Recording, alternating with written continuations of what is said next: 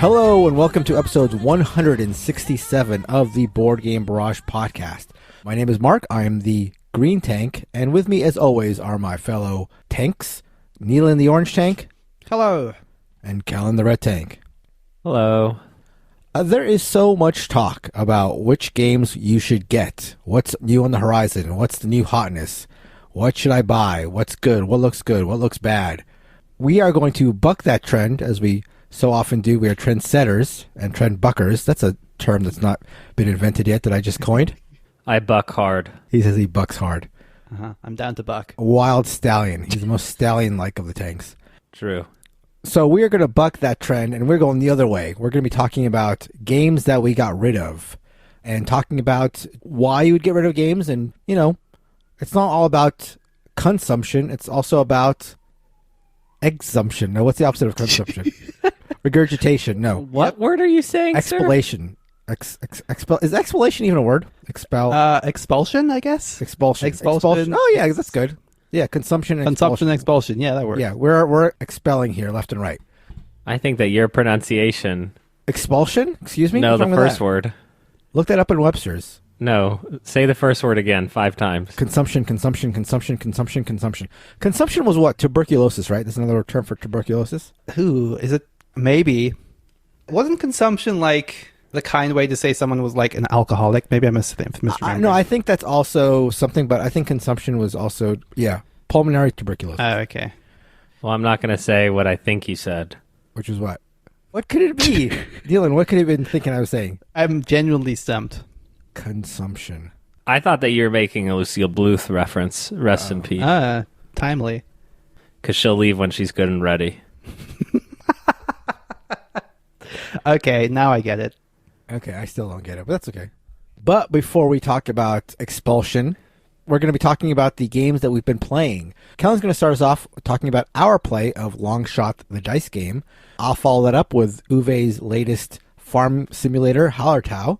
And Neelan will close us out with Welcome to New Las Vegas. Kellen, tell us about Long Shot the Dice game. I think I did this last week, but this game is currently running on Kickstarter. Not something we normally do, except twice in a row, yeah. Except twice in a row. So if you are interested in this, you can look on Kickstarter, and we'll put a link in the show notes. This is a roll and write version of sort of a classic racing game called Long Shot. So this is Long Shot the Dice game. It is a horse race. It is a roll and write. You are rolling 2 dice, and that is picking a horse that will move around the track, and everyone will use that result to also mark something off of their sheet. So this has you doing things like buying the horses, investing in helmets, and marking off different concessions in sort of a grid to unlock special powers that allow you to goof with the race. That allow you to do things like move a horse forward or move 2 horses back. You are betting primarily on these horses, and you can only bet on the horses until they get 3/4 of the way through the race. And then based on the odds that a horse will win, you are collecting money at the end of the race. Once 3 horses have finished the race, the game is over.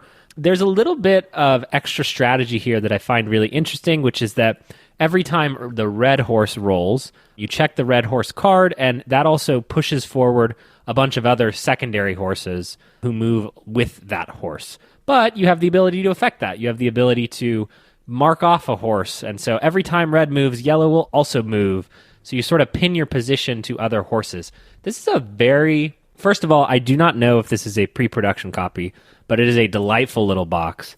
If the final version is like this, very, very nice production. I enjoy both the original game Long Shot, and I especially enjoy this dice game. For a roll and write, it is very interactive. You know, I saw some people online who had played it who were like, but I don't want it that you can make the horses go backwards. That's mean. And I'm like, no, that's literally the best part. You know, Mark got really into one of his horses, making it across the finish line. And of course, I'm not going to let that happen. And so I'm going out of my way to push that horse back. This was tons of fun. I had much more fun than I expected. Mark and Neelan, what do you think of Long Shot the Dice game? I'm glad we played this for a couple of reasons. Like, Long Shot is a game that I played a lot of, at the time that it entered our game group initially. And it wasn't that we sort of even fell off of it. It was just, other games came along. But I think that there was a sense that Longshot was maybe a little bit too fluffy for how long it is. So I think condensing that into a game like Longshot the dice game, which sort of takes the core of what you want from this game. You want the racing, you want the betting, you want the manipulation of all of those elements, but taken down and reduced into this roll and write package is great. Like you say, Calvin, it's like super interactive for a roll and write, certainly. It is one of those delightful games where you're scribbling on every available surface with whiteboard markers, marking off horses so that they can move faster on their turn, on your own pad for bonuses and benefits. It's great. The art is clean and colorful. It just has a vibrant look to it, and it captures so much of what I remembered loving about Longshot, but in a smaller, cleaner package.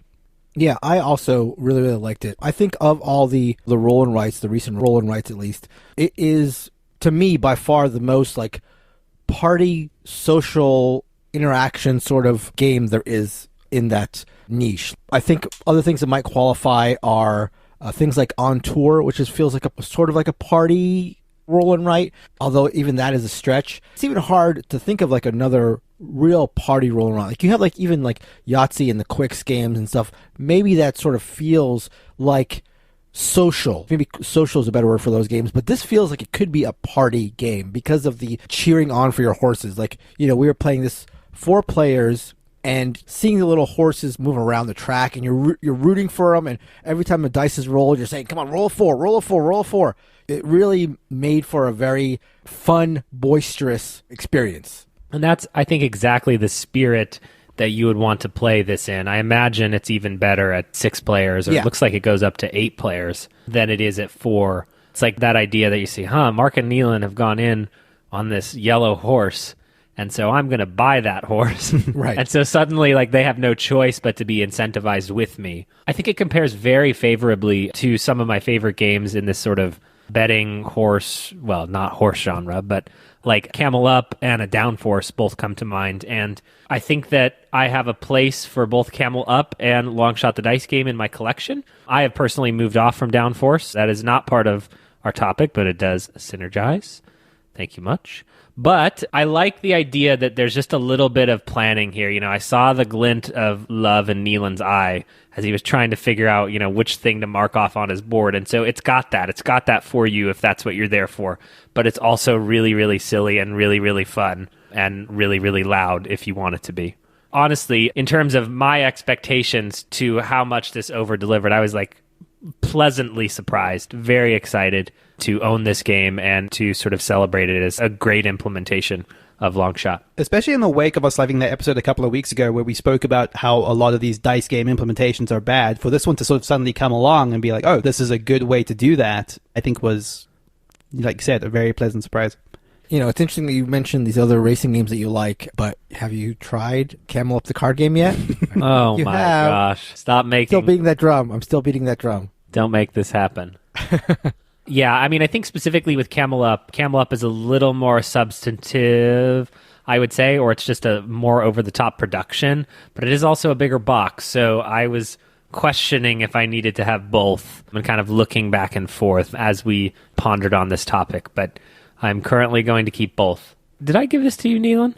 I can't remember now. Sometimes if I don't like a roll and write, I'm like, here, Neelan, we could use some friendship points. Have this. But I must not have offered. I did not offer Longshot the Dice game to Neelan. I got Divvy Dice, which you didn't love. So I guess that's how many friendship points I'm worth. And so that is Longshot, the dice game, currently on Kickstarter. I got to play one of Uwe Rosenberg's latest releases. I was going to say his latest, but he's produced so many games recently that I don't know if Hallertau is his latest one, but it's certainly among his latest games released. I've got to say, when it comes to Hallertau, when I first opened the box and we were getting into the rules, I have to just admit that I felt this sense of like comfort. I saw the greens and I saw the fields and I saw the little resources, the wheat, and I was like, this is Uwe. This is like Uwe back to basics, back to the Agricola, back to the Caverna, back to his roots. I enjoy Feast for Odin. I enjoy all the Tetramino games and, the Nova Luna, Sagani thing that he's on now. All those are great, but there was something very tangible to me about opening Hallertau and seeing the fields and all that stuff that filled me with a sense of warmth. So that out of the way, Hallertau is a Uwe Rosenberg farming simulator. It has a lot of the old Uwe trappings when it comes to farming simulators. There is planting fields and harvesting them and resource conversion, although there's not that much resource conversion, come to think of it. But it does differ from games like Agricola and the like in a lot of big ways, primarily the fact that there aren't any buildings to build. I think this is the first farming simulator of his without a thing where you're turning in resources for buildings. Instead, what you're doing with Hallertau is everybody has the same 5 buildings, and every round you have to pay specific resources that are tied to the buildings in order to move them down a track. You have 5 buildings.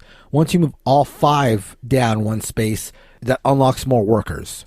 And so the farther you move them along, the more workers you unlock. And then, again, this is like an important aspect of the game. You want to contribute resources to all these buildings evenly. Toward the end of the game, if you do it well, you'll unlock not only more workers, but victory points. The other aspect of Hallertau that is Uwe-like, that he does have in a lot of games, is card play. Card comboing a la Newsfjord. Also, even Agricola, although not in the same way. In Hallertau, there are 2 types of cards, basically. There are cards that give you resources during the game, and there are cards that give you points during the game that you're sort of like scoring towards the end of the game. So these are these constant like sort of mini goals you have during the game. Like I might have a card that says, if I have a sheep and I have 8 wheat, I can turn them in to get some other resource and get another card. So you sort of can draw cards and get these combos where you have these like mini objectives that you have that are private to yourself that you're constantly going for, and it sort of spurs you in directions. It also has an interesting worker placement aspect. So this is, I think, unique to Uwe games, and it struck me as pretty novel. The workers you have are sort of colorless. You don't own any workers. When you have workers, they're the same color cubes as everybody else on the board. And all the worker placement spots have 3 tiers. There's a spot for 1 worker, a spot for 2 workers, and a spot for 3 workers. If you go to a spot first, you just place 1 worker to activate it. If you're second to a spot, you place 2 workers. And if you are third to a spot, you place 3 workers. And at that point, that spot is locked up. So if you want to do an action twice, you might be able to. If you could place it once for 1 worker, it comes back around to you, you place it 2 workers, and now you've taken it twice for a total of 3 workers. And then every round, all the workers that have been placed stay on that shared worker placement board, and then you draw a card, and that card tells you which spots on the board have some workers removed. So it's like spots that are very sought after are going to be generally pretty full during the entire game. So once a spot opens up, you really want to jump on it. And it just creates this interesting situation where there is a value proposition on how many of my workers do I want to spend or do I want to sort of set aside. You can't say, I definitely want this spot, so I won't set aside this 1 worker with thoughts that this guy is definitely going to take this action. Because if you don't act quickly enough, you may have to spend 2 workers or 3 workers. So that is basically how Hallertau works. Planting fields, getting resources, exchanging those resources for goals you have on your cards, and also to move up these buildings to get more workers to score points. I enjoyed it. Again, I think this is definitely painted by seeing this Uwe artwork and this farm simulation thing that it just feels so iconic to board games to me. After all his other games like Agricola and or Labora and all the Caverna stuff, I do worry a little bit because of how reliant it is on the card draw.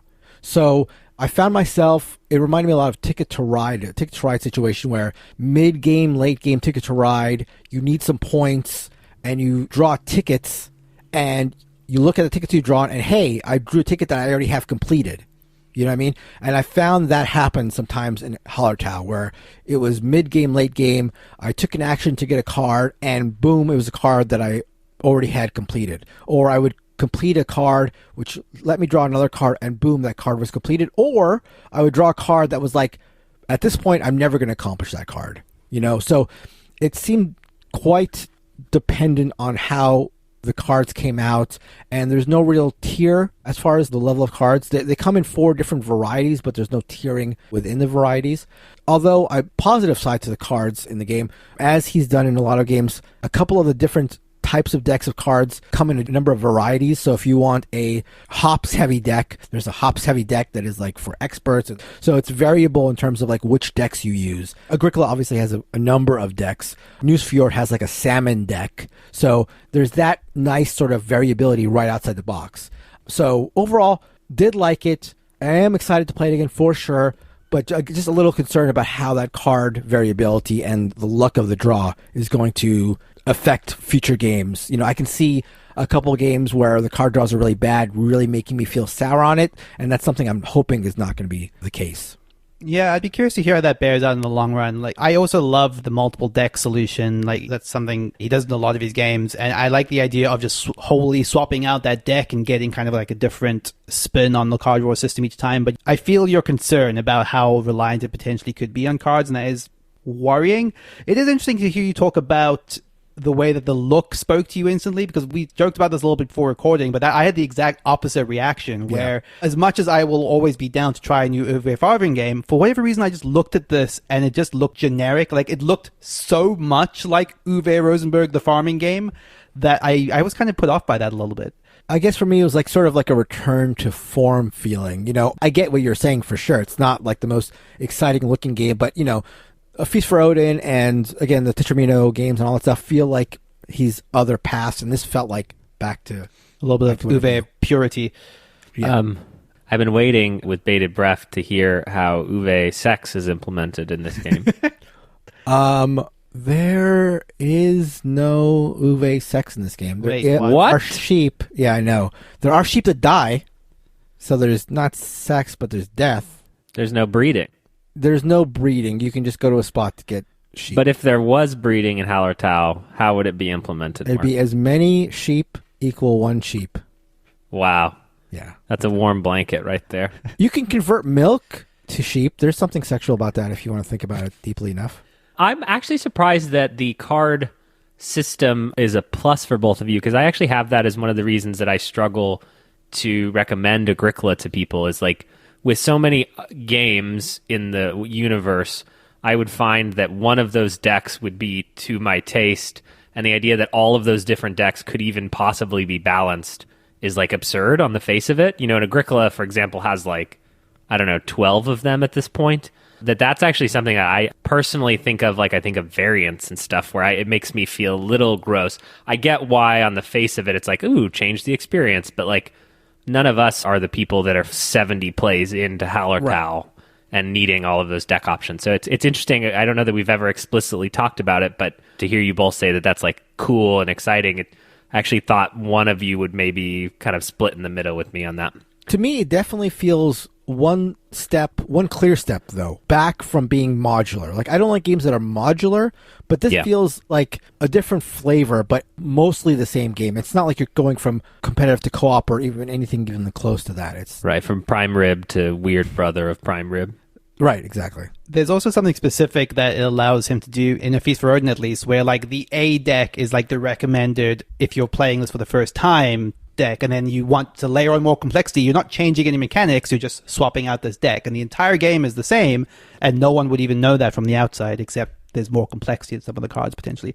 Like, I don't know if Hallertau does that as well, but like, I like the option of, like you say, introducing variants without changing core mechanics. Player interaction sounds on the lower end for him. Again, it's like sort of the Agricola thing where it's worker placement spots. And length? Pretty quick. Actually, I can tell you exactly, of course. Why am I even guessing? I'll tell you exactly how it is. 130. So, actually not super quick. At what player count? At 2-player count. I mean, that's still... The first game, 90 minutes. That was rules explanation, or that No, was that was just gameplay. just playing? And Just gameplay. did it seem like a 45 minutes per player type situation, as far as you could tell? Not really. Not necessarily. I think that was a first play Sure. heavy situation. I think a second play would go much faster. Cool. Yeah, I don't think it necessarily would drag so long with more players. So that is Hallertau by Uwe Rosenberg. Hi, this is Mark from the future doing the editing on this episode, and I just wanted to pipe in to say that I have since played Hallertau a second time, and the card draw did prove to be a bigger problem than I'd hoped. So, in case anybody is listening to this, making a purchasing decision on Hallertau, keep that in mind. Neelan, tell us about Welcome to New Las Vegas. Yeah, so this actually was not planned, but is actually funnily relevant for a couple of reasons. Like, it is another roll and write-esque. I know we sort of tend to describe Welcome to as a roll and write game because it's adjacent. It's technically a flip and write, I guess people call it. Don't be that person. But it is the very polar opposite of what we were talking about with Longshot the Dice game, where this is a heads down, you're working on your own little map, independent of anyone else. They may as well not be playing until you compare scores at the end type thing.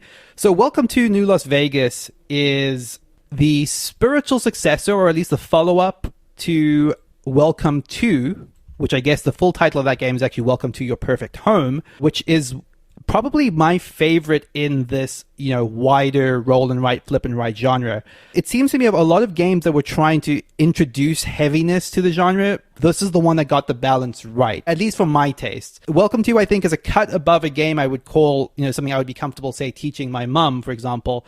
But I think that if you are willing to sort of go along with there's this action and there's also this action, then I think the experience is quite rewarding because mapping out your little neighborhood is very pleasant. So I'm going to very quickly talk about what both of these games share in common, which is this idea that on every round of the game, there are 3 pairs of cards. One of those is a number and one of those is an action. And you're going to pick one of those 3 pairs.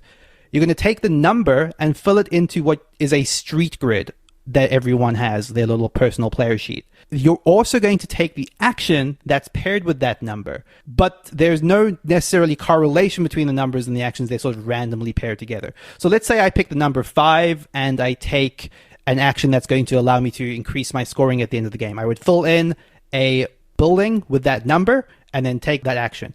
And then on every round, you do the same thing. You deal out more cards, you choose one, and repeat. The twist to this is, as with a lot of these sort of numeric roll and writes, there is a strict process by which you're allowed to fill in these houses. In both games, you're only allowed to write the numbers in increasing order.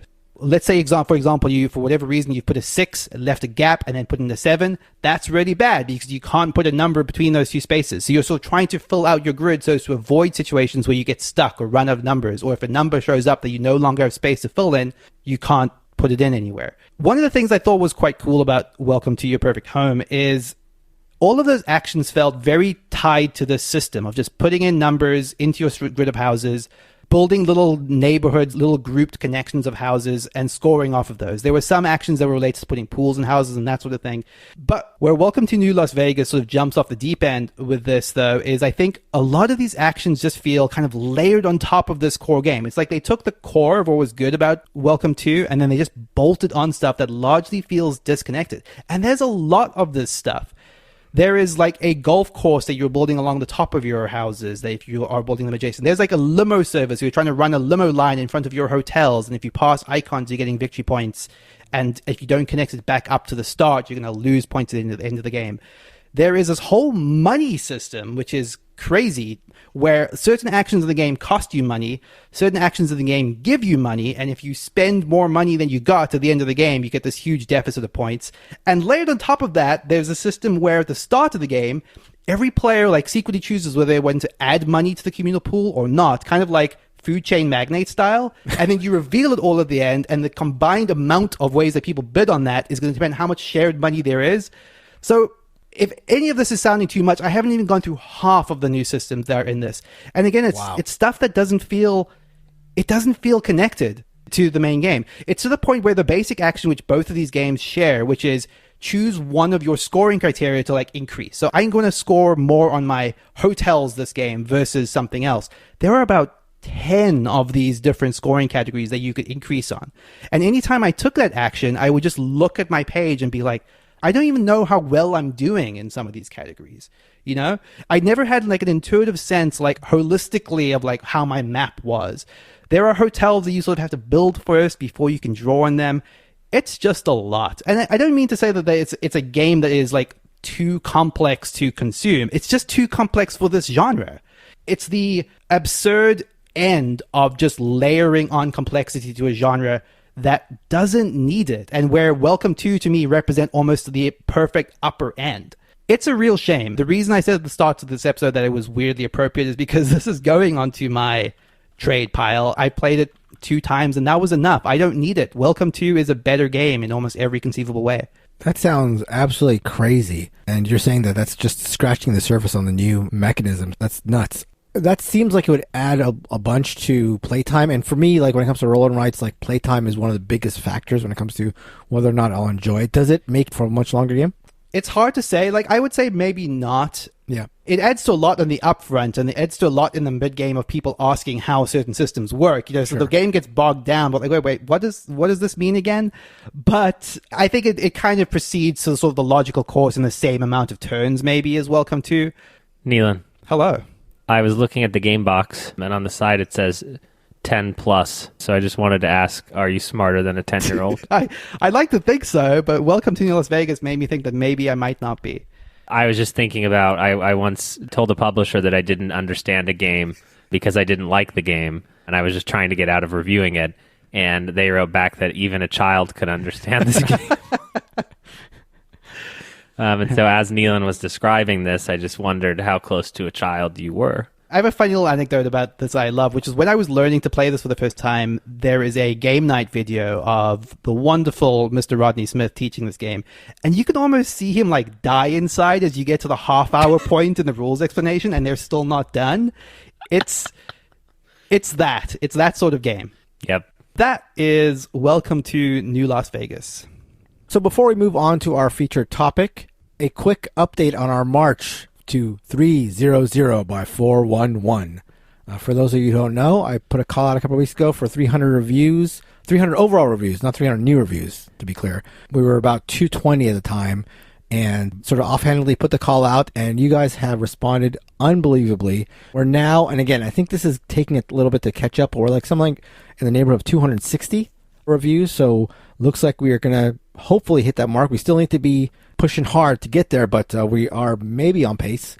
I am just shocked at the support, Mark. And maybe the shock comes from like the support of you, Right. versus the podcast, because people are really rallying around your birthday, which is not something Neelan or I have ever gotten on the podcast.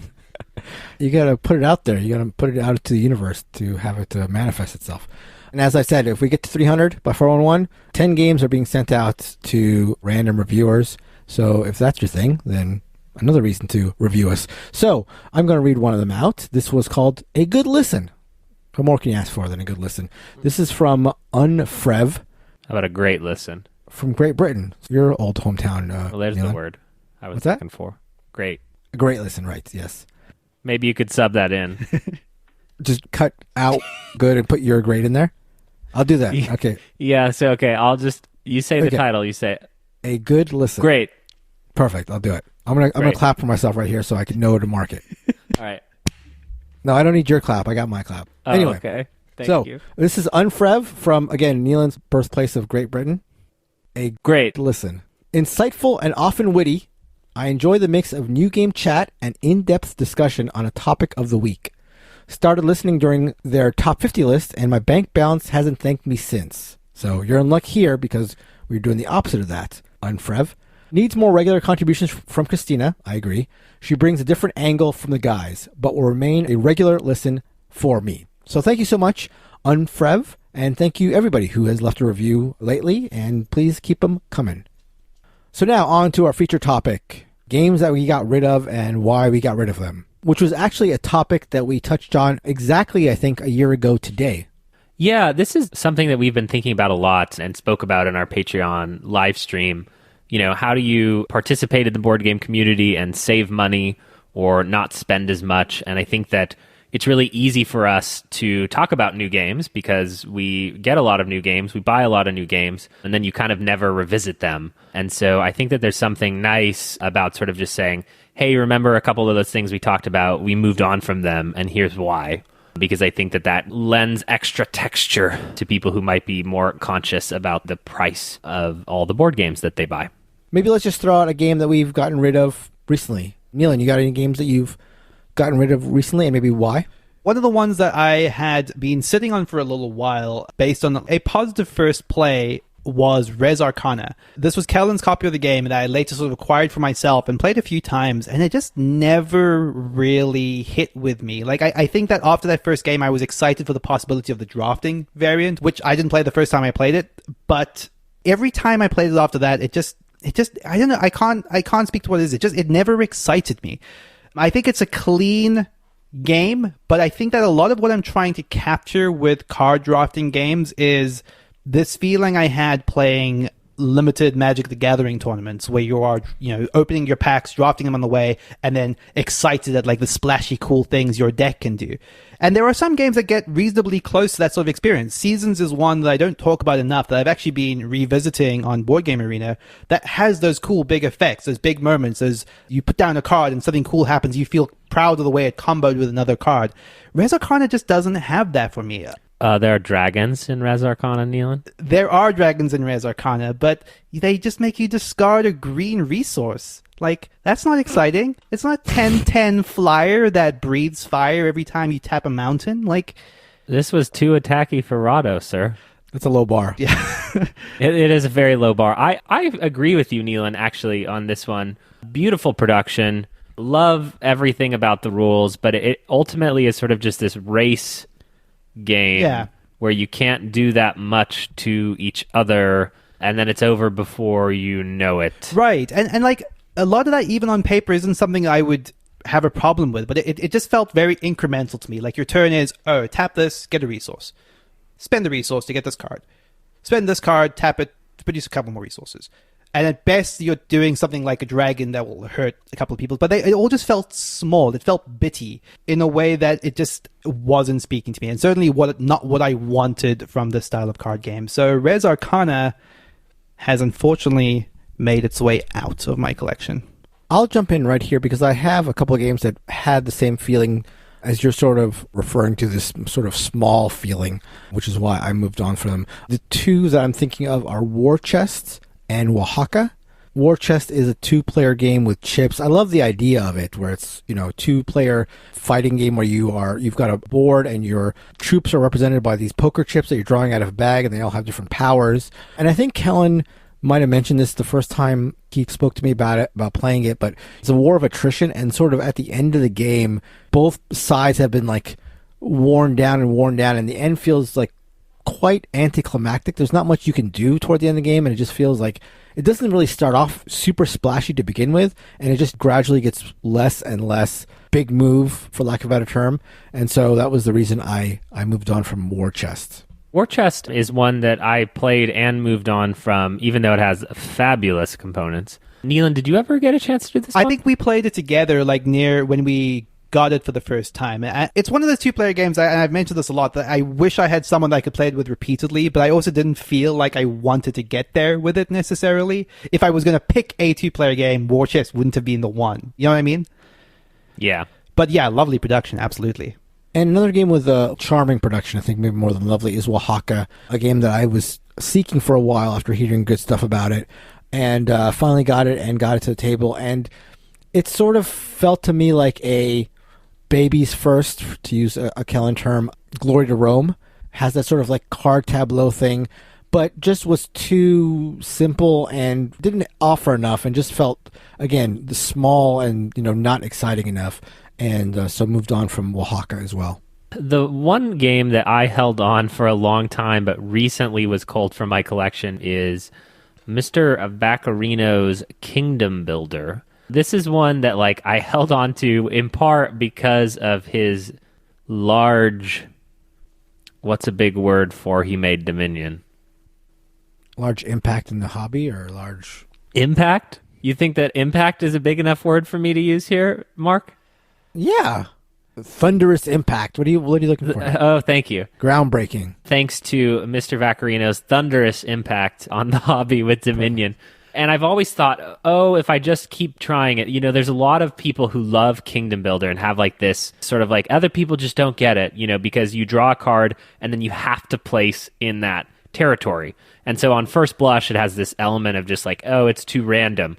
But what's so interesting about it is that actually you have to position yourself that it doesn't matter what you draw, or that you're restricted in a way that draw works out in your favor. I never got over the hurdle there with Kingdom Builder. And since, I played it on Board Game Arena, it was fine. There's also a Winter Kingdom, which is a new sort of winter version of it that kind of makes me go, well, if I want to play it, I should have the newer version. And so I have moved on from Kingdom Builder. It was sort of that what if on my shelf that I was like, maybe one day this will be my go-to, 45-minute decent in-between a style game, and it just never arrived for me. Something else that I am getting rid of, I wanted to hang on to this for a little bit more and see if I could find a place in my collection, is Pendulum. This is the most recent Stonemaier game, which, look, I think it got a lot of problems, but I really admired how novel it was conceptually. I think one of the things that I remember so distinctly was Christina describing it as feeling like a dance in a little bit, and I just think there are so few games that evoke that sense of literal tempo and rhythm of okay, you're waiting, you're watching a timer, you're waiting, and then it's a pickup with one hand, it's a drop in another place with the other. Then it's a wait, pick up, drop. There's this sort of anticipation of the action you're going to go through, a physicality to it. It's almost got a dexterity component, but it's almost more in your mind. It's this idea that you're waiting for the perfect time to do a certain action, follow through with it, and then maybe someone muddles up your move and you sort of have to adapt on the fly. But ultimately, it's kind of this resource conversion game with pretty thin theme. It almost actually made me think, and I was thinking about this today, that I almost think that if you actually themed it around dance and reduced its complexity by about 50%, there's probably a very novel concept there, something that's just not really been done before, making it much more focused on the rhythm of the thing versus Euro cube conversion. That sounds interesting. Yeah, potentially. I like that idea. But yeah, I think ultimately I couldn't see myself really wanting to teach it to anyone. There wasn't that much excitement on my end to introduce it to anyone new, and I don't think anyone I played it with the first time would want to play it the second time. So that's unfortunate, but that's Pendulum. I have a couple of games that I have gotten rid of recently that fall under they weren't ever, I think, the latest hotness, but they were sort of midweight Euros that I was excited to try, that were relatively new releases.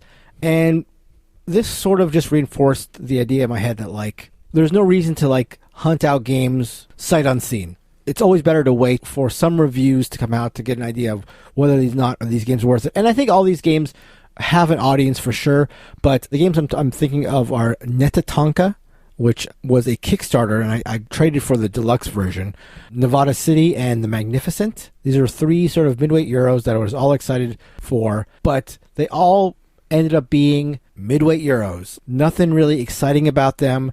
They all have their own sort of faults. Nētā-Tanka was sort of, to me, the epitome of a midweight Euro. It has a couple of variations on the worker placement idea, but at the end, it felt like that sort of bubblegum pop song where you hear it and you forget it and you're never going to think of it again. Nevada City is a game that felt unspectacular and also was sort of unwieldy in terms of the size. This is not a common gripe I have about a game, but it was a massive table hog. It has a huge board, and it also takes a lot of time for a midweight Euro. It has an interesting building aspect to it, which I liked, but given how big the size of it is, and given how long the game is, and given its event deck, which affects everybody, so it's not an event deck that targets one player, but can really swing the game and make for weird plays, wasn't enough for me to keep it. And finally, Magnificent was a game that I was excited about, primarily for the theme. It's about, magicians and putting on shows, so this is right up Nealon's alley. I'm glad I got to play it before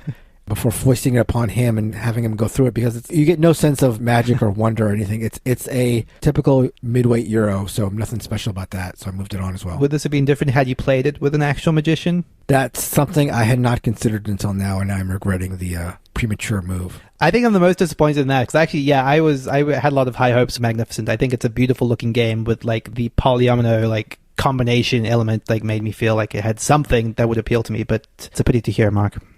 And I actually don't think it's actually on the table as beautiful as it sort of looks in pictures. Not nearly, honestly. The box art is the pretty part. Yeah, and even that, it's a game where pictures are absolutely flattering it. For some reason, on the screen and on the table are completely different. But in person. Yeah, exactly. Swipe left. That's what I'm saying.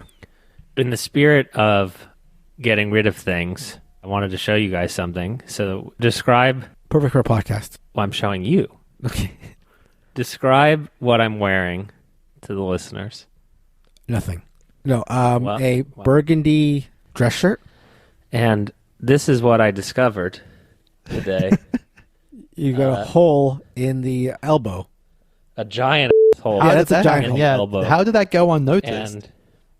And so I thought, well, I could take it off, or I could try to take it off right now.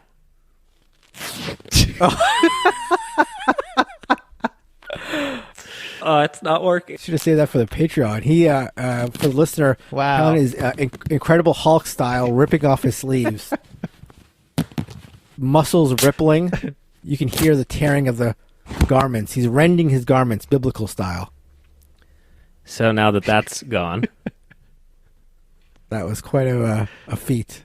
So a couple of other games. One of the things that's hard, and I think I'm going to get the hate mail here, is having a partner who loves board games as much as Christina does, means that even when I want to move on, it does not mean I get to move on. So there are two games that I'm ready to move on from that I have been banned from getting rid of. The first one is Ethnos, which is everyone's favorite area control game to pretend that they love, even though they really don't. It's fine. It's just out of print. The art is bad. You end up top decking a lot. I'm just tired of it. I think I've actually spoken in an episode that I was ready to get rid of it, but Christina, I think it is in her top 50. Ergo, we will be keeping it. The second one is much larger, much larger. And in order to own it, you have to own a gong bag. And this is Crokinole. Now, I'm ready to get rid of Crokinole. And Crokinole was in my top 50 a few years back. It has since moved out. There are a couple things. One, I just don't like owning that many things. And when you own Crokinole, you have to get the gong bag, if you ever want to take it to game night. You have to get some way to mount it on your wall. You have to get some place to store the discs that is separate from the Crokinole board that is stored on your wall. And then you have to get wax and like a towel that you're supposed to like wax the board every couple of months. So owning a Crokinole board actually involves owning like a bunch of other objects, and they're like literal like scoring things that people hang on the wall. There's too many things that go with Crokinole, and I don't like it enough. And it's not a board game, ergo. I'm ready to move on from Crokinole, but I have been currently banned from doing so, as it is art on our walls, according to Christina. I'm not going to lie, Kellen. As soon as you said that, there was something in ticking my mind. It's like, oh, this is my opportunity to get Kellen's Crokinole board. But like, then I thought about it for like 5 seconds longer. I was like, yeah, you're right. Like for the number of times I would play it occupying that much physical space. At the same time, I could just put it under my bed with my inserts. Protected. Yeah. So one more thing, which I think will be definitely a controversial thing, is I'm probably going to be getting rid of my copy of El Grande. No. I like El Grande a lot. I want to say this right off the top. I like El Grande a lot. Nealon at Board Game Barrage. I was not lying when I said that on the top 50 records that El Grande is sitting right below my top 50. I know that we all said that about a lot of games, but that's definitely true about El Grande. And only one of us could back it up with fact. But I do think it's a little bit telling that it did fall off of my top 50 last year. And I think the reason for that ultimately is that it's a game that I was losing my excitement to push as a game that I was wanting to play. I don't think I would ever turn down a game of El Grande, but at least in the group of people I play with, I have full confidence that if I was going to play a game of El Grande with Mark, Kellen, and Christina, we would have a copy of El Grande to play. But if I were to play it in my home, I'd probably be playing it with sort of my work group friends, and we will always tend to play something that's the troops on a map game if we were trying to play something in that direction. It would always be a Rising Sun. It would always be an Inish. So I just don't think I had the motivation and the excitement to be like, yeah, I'm going to want to have a copy of this so that I can push this on people. Like it wasn't there, and it wasn't there for my friends either. That said, they also don't tell you how big a box El Grande Big Box is. It takes up a lot of space. Right there in the title. Yeah, weirdly, I don't know. They do tell you. Do they? Yeah, I don't know. They literally tell you, big box. I think I could have been clear about that. It's a big box. And I don't think I was actually expecting that when I got El Grande Big Box, because by comparison, the Hansa Teutonica Big Box, pretty petite, pretty nice size for a big box game. But yeah, El Grande Big Box is just a huge space killer, and for a game that I'm not enthusiastic enough to own, it had to go. Doesn't Hansa Teutonica fit kind of in that wheelhouse of like more Euro than not? Like, what is the difference there for you? I think Hansa Teutonica for me kind of feels more, well, I think that's exactly it. It feels more Euro-wary. I think it's actually pretty different in some ways. Like, it's kind of got like the Euro trapping, but a very interactive Euro trapping. Like, it doesn't feel like a fighty game in the way that El Grande like almost is literally replicating. Yeah, interesting. A game that I got rid of that I was excited to acquire is Imperial Struggle. This is the follow-up to Twilight Struggle, which is a game that I like. I'm not an expert, and I haven't played it 100 times like a lot of people have, but I've always enjoyed my plays of Twilight Struggle, so I was excited about Imperial Struggle. As listeners will know, I'm always excited about historically themed games, but this one just felt a little more convoluted than I was hoping for. I'm all for a game when it comes to games that have an epic or a grand sweep that require some level of like rules investment. That's fine for me. But this was just a step and a half too much in that respect. And I just really find myself over the years of valuing quote-unquote elegant designs, rules, light designs. Again, I'm willing to swallow some rules grit when it comes to these epic, large games.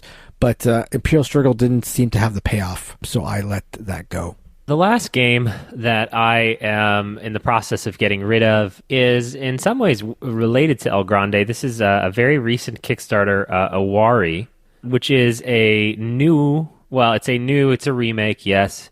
Yes, So Very Wrong About Games loves it. Yes, it's China. Yes, it's a Web of Power. Yes, we know. It is a area control game that is just not as good as El Grande. It might be prettier than El Grande. And, you have to paint the orange pieces because you can't tell them apart from one of the other pieces in the box. It is a very deluxe edition. It has a bunch of different maps in it, some variants. I just don't want to play them anytime that I would want to play Iwari. I would rather play El Grande. The way that scoring works in Iwari is simple yet complicated, which I know is a dumb thing to say, which is to say that it's kind of complicated. How you play is kind of simple, but there's sort of like, do I have the settlements that I need to add totems to this area, which scores me X amount of points, and I can put up to this many based on the total value of all of our totems, and it's just a twist in a direction that I'm not interested in when I could play El Grande. It's a fine game. I would never turn down a game at a game night. I just don't need to own it on my quest to reduce the collection. So, this topic gave me the idea for a new bit. Kellen, I know you're always looking for new bits, so here's my proposal. I've never done a bit on this show. Good bit. So here's the idea, okay? It's I called... just want everyone to hate me. What's that? Nothing. We're going with the theme. We're going with the tank theme here, okay? The don't theme. name it, Mark, please. Okay, here's the name. Ready? It's perfect. Makes perfect sense. Is the game in the bunker, on the battlefield, or blown away? So you got the B's, Barrage, board game Barrage, and you got everything's a B. So it's all perfect. Makes sense. Okay? So in the bunker, meaning you're keeping the game. Great. On the battlefield. You're playing it. You're not sure if you're going to keep it or not. It's fighting. Okay, perfect. And then blown away. It's gone. You've got rid of it. It's out of your collection. Oh, not you love it. Not you love it. No. Not that blown away. No, not fire away. Fire away is a whole different thing. Don't mix blown away and fire away. All right. Okay? So we're going to do this for the games we talked about a year from today. All right? So I forget who had which of these games, but here's the games we talked about a year from today. Ready? Wait, a year from today? A year... Yeah, that works, right? From the past, doesn't it? A year from today is the future. I'm kind of with Callan on this. I don't know if that works for the past. How would you say year... A year before? A year ago? A year ago These today. are the games from a year ago? All right, a year ago today. Through the Desert. I think this was a Kellen game. Kellen, is the game in the bunker, on the battlefield, or blown away? All right, I am blown away by this game. No, that's not how it works. So it's in the bunker, and I play it on the battlefield. Yeah, no, Through the Desert is top-tier Knizia. I don't know that I love it more than Babylonia or Blue Lagoon, and so I kind of question back and forth, but it has those beautiful pastel camels. I could see this one blowing away someday. Really? Okay. Right from the bunker to blown away? That's unprecedented. Okay. All right. Nealon, I think this is yours. Unprecedented because it's the first one. Well, is it unprecedented or not? It is. That is okay. Look it up. Nealon, Lords of Hellas. So I think Lords of Hellas is in the battlefield because love is a battlefield, and I love Lords of Hellas. I mean, that's how that works. What? Right? Again, not how it works. No, I actually think it genuinely is maybe still in the battlefield, actually leading towards being blown away. Like, Lords of Hellas is a game that I can't bring myself to get rid of, even though I know I should. I keep telling myself I'm one more play away from getting rid of it. I actually feel that way about Lords of Hellas. Like I don't have a copy of it, but I feel that way about your Right. Like, I want to play one more Yeah, time. totally. Yeah. But the year ago was that That we time played that it we, off we the- were like, we need to cover it Exactly. again because of how much it was blowing away. Well, the thing is, that was exactly it. But the thing is, it came off of like not having played in a long time and really loving it back when we did play it. So it kind of went from this like very harsh downward swing in like the space of that one game a year ago. And I think I've just been like hoping to recapture what I initially liked about it in yet one more game. But I think if I'm being honest with myself, it's probably going to be blown away. All right. Trois. I'm not sure who talked about this, but we all maybe own Trois. Do we all own Trois? This may have been Neelan's first time I playing think that is Trois. right. It's probably not. It's probably not good for us to like guess as to what it was because you can check. But I believe this because this is right around when quarantine is sort of starting, and so I think we showed Neelan this on BGA. For me in my house, this is in my top 10. I don't see that changing. I know, Monique of Before You Play recently did a video, and I was like, I'm watching. You better say nice things about this. Okay, so that means it's where? Stay on brand. That means that it is in my Bunker. There you go. Yes. My Bunker. copy of Trois is also in the bunker. Bunker. And then finally, Watergate is the game that I reviewed a year ago. It's on the battlefield. I've got a lot of games that are on my battlefield. I've got a large battlefield. So games are constantly... The largest battlefield? It's among the largest battlefields. It's not at Gettysburg, but it's close. So, yeah, Watergate is a game that I enjoy playing, and I'll play it, but if I get a good trade offer, it is gonzo. So, and that concludes our first ever Bunker Battlefield or Blown Away. And that concludes our episode. Kellen is excited about this being an ongoing you just don't thing. work, you don't work in branding. It's literally what I do. I've been trying to go with this bunker thing, and you're stretching it out. You got to commit to it. You got to hit it. It's not going to work if you don't hit it. Isn't that what they teach you in marketing school? Hit the bit? Marketing school? Yes. How dare you, sir? Thank you so much for listening to the episode. And again, thank you for the reviews. If you want to review us, you can review us on Apple Podcasts. That seems to be the best way to review us. It's the only way to review us. Only way to review us, yeah. Hey, if you know another way to review us, I mean, there are other ways like Facebook or whatever, but Android listeners would love to have a way to review us. So if you know a way, maybe join our Discord at boardgamebarrage.com/Discord and let us know where you reviewed us. And while you're on the Discord at boardgamebarrage.com/Discord, go to the podcast channel where we discuss the current week's episode and tell us about games that you are either getting rid of or have already gotten rid of, and tell us about how much you love the new Bunker Battlefield Blown Away bit so we can get that going full steam ahead. As always, you can find us on all forms of social media. We're on Twitter, we're on Facebook, we're on Instagram, we're on all those kind of things. Callan is working on our TikTok as we speak. That is going to be released Q4, I think. Never will happen. Committed. And as always, a big thank you to Heart Society for our intro and outro song, What's on Your Mind, Kid? Till we talk to you next week, see ya. Bye-bye. Bye.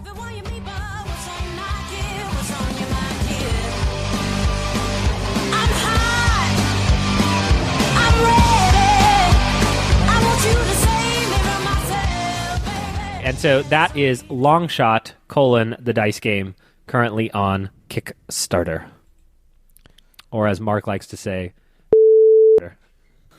Perfect. Love it. Okay. I played... Christina laughed? That's just unusable. You're already like, oh, so good, but unusable.